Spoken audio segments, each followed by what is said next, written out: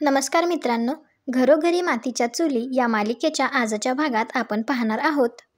अवंतिका सुमित्राला म्हणते, आई तुमची औषधं घ्यायची राहिलीत, हे घ्या. तर सुमित्रा म्हणते, हे सगळ्यांना ऐश्वर्याने स्वतःवर जबाबदारी घेतली होती, पण आता अशी वेळ आली आहे की मीच तिला आठवण करून द्यायला लागते. आणि सुमित्रा तिची औषधं घेते. तर अवंतिका म्हणते, हे सगळं आधी जानकी वहिनी करायच्या ना न विसरता. तर लगेच सुमित्रा म्हणते, हो खरंच ती सगळं आठवणीने करायची, आनंदाने करायची. तुला माहिती आहे का, ती आणि मी पहाटे उठून फिरायला जायचो आणि तिने मुद्दाम माझ्यासाठी ते फिरायला जाण्याचे शूज असतात ना ते घेतले होते. किती छान ना. आता पडलेत ते धूळ खात. आता जातच नाही ना मी. तर अवंतिका म्हणते, जानकी वहिनी होत्या तेव्हा टाइम टेबल सगळं सेट होतं ना सगळ्यांचं. आता काय सगळ्या गोष्टी वर खाली झाल्यात. या सगळ्याचा त्रास नाही होत आहे तुम्हाला? आठवण नाही का येत तुम्हाला जानकी वहिनीची? तर सुमित्रा म्हणते, येते ग. खरंच मला तिची खूप आठवण येते. पण अवंतिका, त्यामागे ना काही कटू आठवणी पण आहेत. मग त्या आठवणींचा, मनातल्या प्रश्नांचा गुंता होतो.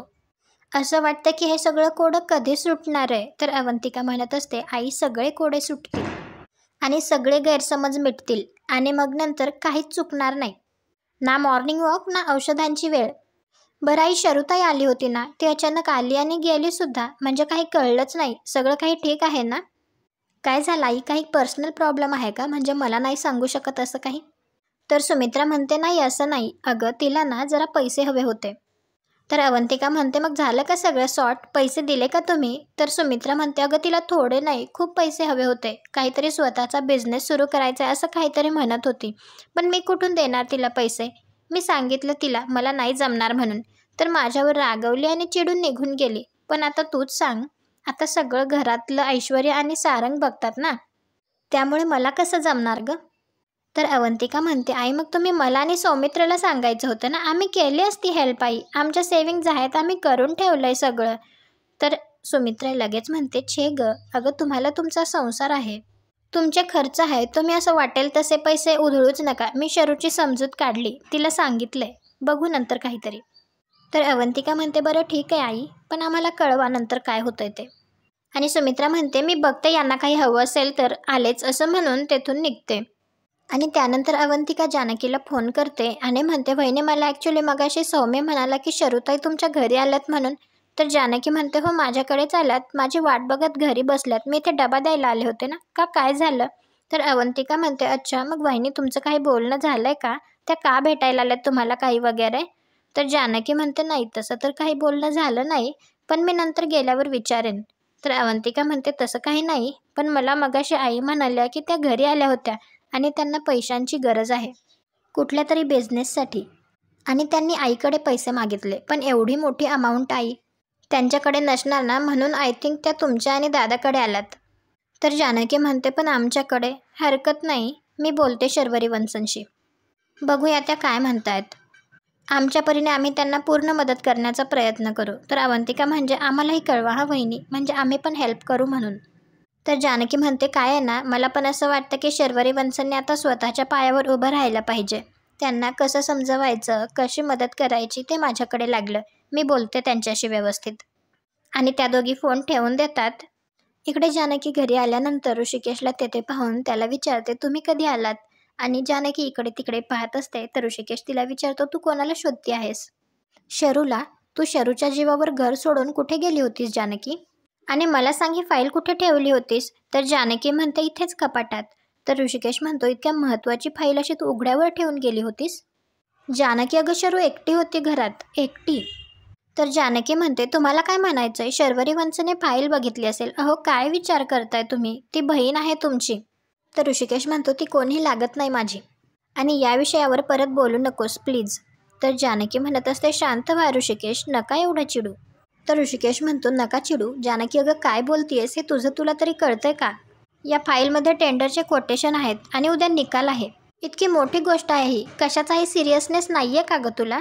तर जानकी म्हणते, काय मला सिरियसनेस नाही असं म्हणताय तुम्ही? असे का बोलताय ऋषिकेश? त्या फाईलचं महत्त्व मला सुद्धा आहे. तुमच्या बरोबरीने मी सुद्धा उभी आहे. दिवस रात्र मी सुद्धा त्या फाईलवर काम केलंय ना. तर ऋषिकेश म्हणतो, हो केलंय ना, म्हणूनच इतक्या महत्त्वाची फाईल तू वाऱ्यावर सोडून बाहेर निघून गेली होतीस. जानकी, अगं इतकंच महत्त्वाचं काम होतं ना, तर फाईल सोबत घेऊन जायची होतीस ना. शरूच्या जीवावर घर सोडून गेलीस तू. एक गोष्ट लक्षात ठेव, काहीही करून आपल्याला हे टेंडर मिळायलाच हवं. तुझ्या निष्काळजीपणामुळे मी ही संधी नाही गमावू शकत. आणि शरूचा आणि या टेंडरचा काही संबंध निघाला आणि हे टेंडर मला तिच्यामुळे जर गमवावं लागलं ना, तर यात फक्त आणि फक्त तूच जबाबदार असशील, हे लक्षात ठेव. इकडे शर्वरी आशीर्वाद बंगल्यामध्ये येते तर ऐश्वर्या तिला म्हणते, हो शरूताई, काय इम्प्रेस केलंय हो तुम्ही मला, काय मस्त काम केलंय.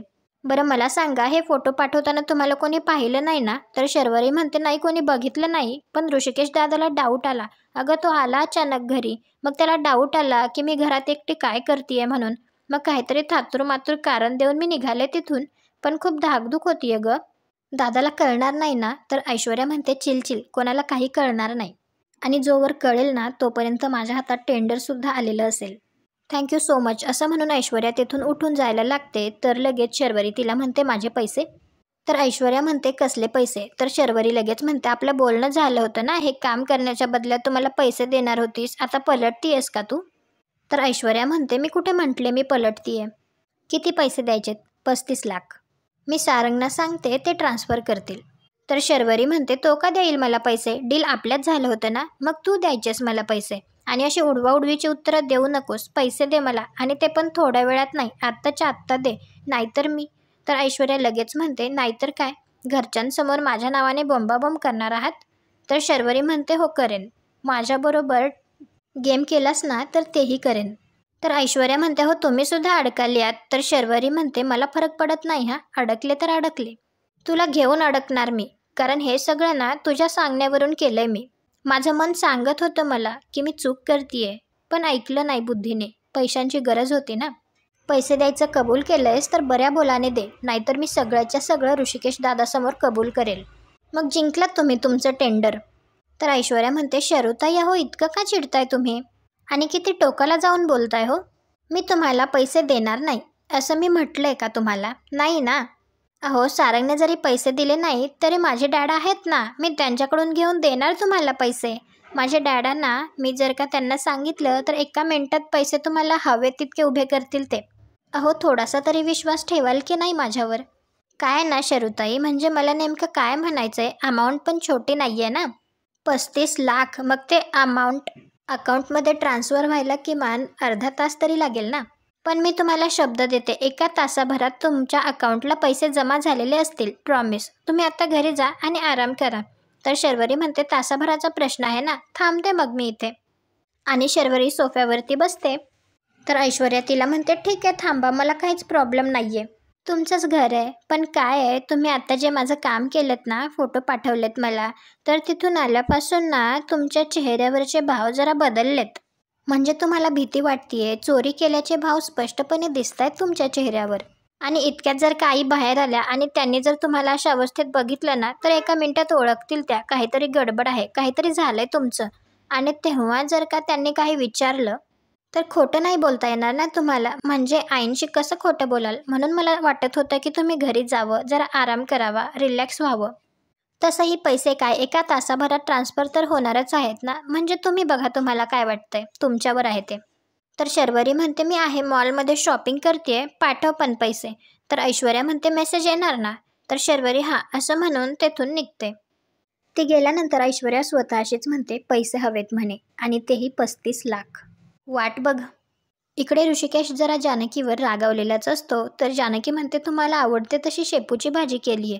तर ऋषिकेश म्हणत असतो, नकोय मला भूक नाही आहे.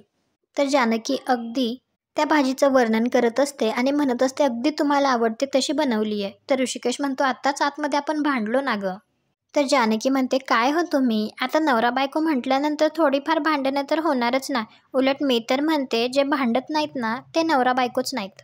खरंच तर ते दोघे मिळून हसतात. तर ऋषिकेश जानकीला सॉरी म्हणतो आणि म्हणतो, मगाशी विनाकारण बोललो मी तुला, पण मला शरूवर अजूनही संशय येतोय बरं का. जानकी म्हणते, ऋषिकेश आता तोच किती वेळा विषय काढणार आहात? शर्वरी वंश आपल्याकडे कामासाठी आल्या होत्या. मला अवंतिकाचा फोन आला होता आणि अवंतिकाने जे काही सांगितलेलं असतं ते सगळं जानकी ऋषिकेशला सांगते. तर ऋषिकेश म्हणतो, म्हणजे शरूला पैशांची गरज आहे? तर जानकी म्हणते, म्हणून तर आल्या होत्या त्या आपल्या घरी, अगदी हक्काने. तर ऋषिकेश म्हणतो, मग मी आल्यानंतर ती अशी अचानक का निघून गेली? तर जानकी म्हणते, कदाचित त्यांना तुम्हाला बघून अनकम्फर्टेबल वाटलं असेल. तर ऋषिकेश म्हणतो, प्रत्येक गोष्ट माझ्याकडे हक्काने मागणारी माझी बहीण माझ्याकडे बघून तिला अनकम्फर्टेबल वाटेल? वाटूच शकतं, सावत्र भाऊ आहे ना मी. मी म्हणतो माझ्याकडे आलीच कशाला ती? आहेत ना एवढे 2-2 सख्खे भाऊ, श्रीमंत. माझ्यासारखे कंगाल नाहीयेत. तर जानकी ऋषिकेशला गप्प करते आणि म्हणते, तुम्ही मनाने किती श्रीमंत आहात हे सगळ्यांना माहिती आहे आणि ती तुमच्याकडे येणार नाही तर कोणाकडे जाणार? बहीण आहे ती तुमची. राखी पौर्णिमेला राखी बांधताना तुम्ही तिला वचन दिलंय प्रत्येक संकटात तिचं रक्षण करणार म्हणून. मग आत्ता तिला गरज असेल तर तिला मदत नको का करायला? तर ऋषिकेश म्हणतो, मीच का मदत करायची? मीच का मोठेपणा दाखवायचा? काय तर मी मोठा भाऊ आहे म्हणून? मला सांग, आपल्यावर आरोप होताना तिचं तोंड काही शिवलं होतं का? ते काही नाही, आपण नाही तिला मदत करायची. आणि मुळात घरात 2 भाऊ असताना मीच का सापडलो? तर जानकी म्हणत असते, वटवृक्षाच्या सावलीत आलेल्या माणसाला वटवृक्ष कधीच विचारत नाही, का रे बाबा, इतर सगळी झाडं सोडून तू माझ्याच सावलीत का आलास? करूया ना आपण त्यांना मदत? तर ऋषिकेश म्हणतो, पैसे नाही आहेत माझ्याकडे तिला द्यायला. तर जानकी म्हणते, पण तुमच्याकडे जानकी आहे आणि जानकीच्या डोक्यात एक कल्पना आहे. ते मी नंतर सांगेन, पण आधी जेवण करून घ्या. आणि ती ऋषिकेशला भरवते. त्यानंतर संध्याकाळी इकडे शर्वरी मोबाईलमध्ये बघतच म्हणत असते, खोटारडी कुठली, अकाउंटला पैसे जमा होतील म्हणाली. अख्खा दिवस निघून गेलाय तरी आले नाहीयेत पैसे. शी, मूर्ख बनले मी ऐश्वर्याच्या बोलण्याला. जानकी वहिनी किती विश्वासाने तिचं घर माझ्यावर सोपवून गेली आणि मी काय केलं? फसवणूक. हे जर जानकी वहिनी आणि ऋषिकेश दादाला कळलं ना तर खूप वाईट वाटेल त्यांना. काय करू मी? सांगून टाकू का त्यांना मी का आले होते घरी ते? तेवढ्यातच शर्वरीच्या घराची बेल वाजते. शर्वरी दरवाजा उघडते तर बाहेर ऋषिकेश आणि जानकीला पाहून तर तिला धक्काच बसतो. इकडे सुमित्रा नानांना म्हणत असते, थोडीशी खिचडी खाऊन घ्या ना. तर नाना नको म्हणत असतात. तर सुमित्रा म्हणत असते, हो मी खरंच गेली होते भाजीवालीकडे, पण सगळ्या शेंगा संपल्या होत्या. मी उद्या नक्की करेन शेंगांचं पिठलं. पण तुम्ही आज सकाळी नाश्ताही नाही केला, थोडंसं खाऊन घ्या. तर नाना नको नको म्हणत असतात. तेवढ्यात अवंतिका तेथे येते. तर सुमित्रा म्हणते, अवंतिका अगदी वेळेवर आली सगळं, यांना जरा समजाव ना, काही खातच नाहीयेत हे. तर अवंतिका हसते आणि म्हणते, आई आता ते जेवणारच नाहीयेत, त्यांनी मगाशीच पोटभर शेंगांचं पिठलं खाल्लंय. तर सुमित्रा म्हणत असते, कसं शक्य आहे हे? तर नाना जानकी जानकी असं म्हणतात. तर सुमित्रा म्हणते, जानकीने पिठलं केलं आणि तुम्हाला दिलं? आणि ती अवंतिकाकडे पाहते. तर अवंतिका म्हणते, आई सॉरी, मला मान्य आहे तुम्ही सांगितलं होतं की जानकी वहिनी घरी नाही आल्या पाहिजेत, पण त्या स्वतःहून येतच नव्हत्या, मीच त्यांना जबरदस्ती घेऊन आली आई. यात वहिनींची काही चूक नाही, तुम्ही प्लीज वहिनींवर चिडू नका आई. तर सुमित्रा म्हणते, अगं मी कुठे काय बोलले? मी अजिबात रागवलेली नाही आहे. उलट यांना असं थोडंसं बोलताना पाहून आणि यांच्या चेहऱ्यावर पिठलं खाल्ल्याचा जो आनंद बघतोय ना, त्याने मला इतकं बरं वाटतंय ना. मी अजिबात रागावलेली नाही आहे. पण मला सांग, हे सगळं घडलं कसं? तर अवंतिका म्हणते, आई ॲक्च्युली तुम्ही मंदिरात गेला होतात ना, तेव्हाच आम्ही पिठलं करायला घेणार होतो. इनफॅक्ट आम्ही जानकी वहिनींना फोन केला, पिठल्याची रेसिपी घेतली, पण ती ऐश्वर्या तिने आज किचनवरती कब्जाच करून घेतला. काय तर म्हणे नूडल्स करायचे होते आणि पूर्ण गोंधळ घालून ठेवला होता. थँक गॉड जानकी वहिनींनी फोन केला आणि त्या म्हणाल्या की त्याच पिठलं घेऊन येतील. आणि तुम्हाला माहिती आई, वहिनी इतक्या कमाल आहेत ना, त्यांनी फक्त नानांसाठी नाही तर अख्ख्या घरातल्या सगळ्यांसाठी पिठलं करून आणलं होतं. तर सुमित्रा म्हणते, हो का? हे तर तिने फारच चांगलं केलं गं. तर अवंतिका म्हणते, हो नाही, असं जर एकमेकांच्या हातचं जेवण एकमेकांच्या घरी पोहोचत राहिलं ना तर लवकरच घरातल्या सगळे नाते एकत्र येतील. इकडे शर्वरी ऋषिकेश आणि जानकीला पाहून थोडीशी घाबरलेली असते. तर ती त्या दोघांना आत यायला सांगते आणि शर्वरी म्हणत असते, वहिनी ते मी. तर जानकी म्हणते, काही बोलू नका शर्वरी वंश, आम्हाला कळलंय तुम्ही घरी कशासाठी आला होतात ते. शर्वरी म्हणत असते, नाही नाही वहिनी, ते तसं नाही आहे. ॲक्च्युली मला हे सगळं करायचंच नव्हतं, मी शपथ सांगते मला नव्हतं करायचं अगं. तर जानकी म्हणते, पण शेवटी पावलं आपल्या माणसांकडे वळालीच ना, राहवलं नाही ना. अहो मग घरी आला होतात तर सांगायचं ना सरळ सरळ. शर्वरी म्हणत असते, वहिनी मला हवं होतं असं नाही आहे. तर जानकी म्हणते, पैशांचीच गरज होती ना. मग त्यात काय झालं? गरज कोणालाही भासू शकते, तुम्ही आम्हाला का नाही सांगितलं? आम्हाला अवंतिकाकडनं कळलं. तर शर्वरी मनात विचार करते, अच्छा म्हणजे ऐश्वर्याने मला जे करायला लावलं होतं ते हिला कळलेलं नाही आहे. नशीब. तर ऋषिकेश तिला म्हणतो, जानकी काय म्हणतीये शरू, पैशांची गरज होती तर सांगायचं होतं ना, मी आलो होतो ना तिथे. तर शर्वरी म्हणते, तसं नाही दादा, म्हणजे तू एकदम आलास ना, मला वाटलं की. तर ऋषिकेश म्हणतो, काय वाटलं? मी भांडेल हे सगळं तुझं तूच ठरवून टाकलंस हो ना. तुम्ही सगळ्यांनी आधीच आमच्याबद्दल जे ठरवलंय ना ते.